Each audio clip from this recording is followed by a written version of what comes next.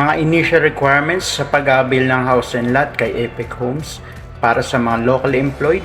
Una, ang proof of income, ang 1 month latest payslip or latest certificate of employment.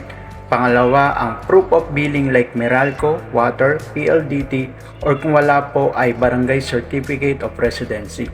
Pangatlo, 2 valid IDs, 1 company ID plus any issued government valid IDs. Pang-apat, PSA birth certificate if kayo ay single or marriage contract if kayo po ay married.